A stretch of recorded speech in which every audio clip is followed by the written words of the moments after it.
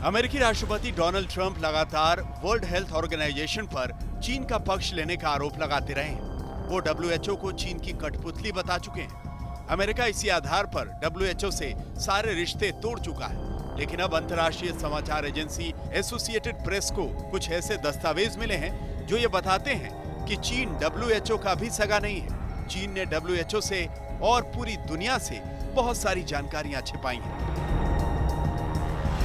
Associated press को जो दस्तावेज मिले हैं उनमें कई ईमेल, चीन के स्वास्थ्य मंत्रालय के गोपनीय दस्तावेज और कोरोना मरीजों और उनका इलाज करने वाले स्वास्थ्य कर्मियों के इंटरव्यू शामिल हैं।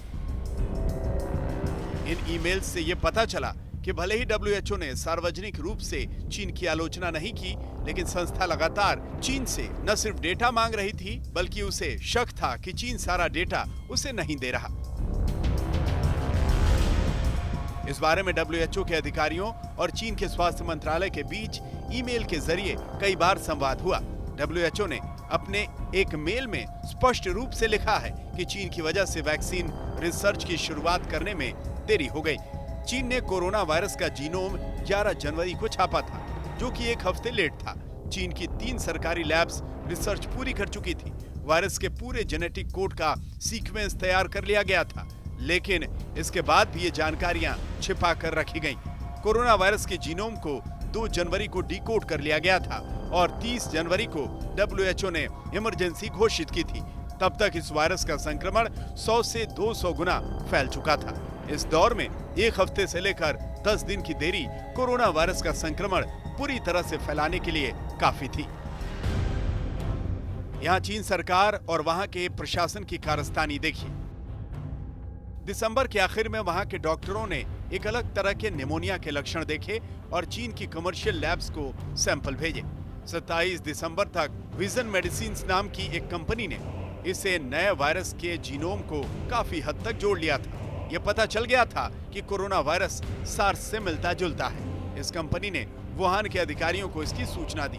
इसके बाद कुछ आंतरिक आदेश जारी होते रहे।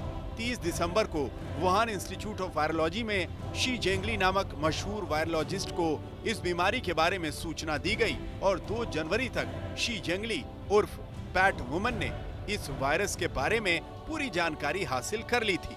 इसके बाद चीन इस जानकारी पर कुंडली जमा कर बैठ गया। चीन के नेशनल हेल्थ कमीशन ने एक सीक्रेट नोटिस जारी किया जिसमें सख्त आदेश थे कि ये लैब्स वायरस के बारे में किसी तरह की जानकारी सार्वजनिक न करें।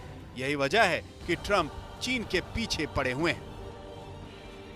China's cover-up of the Wuhan virus allowed the disease to spread all over the world, instigating a global pandemic that has cost more than 100,000 American lives and over 1 million lives worldwide.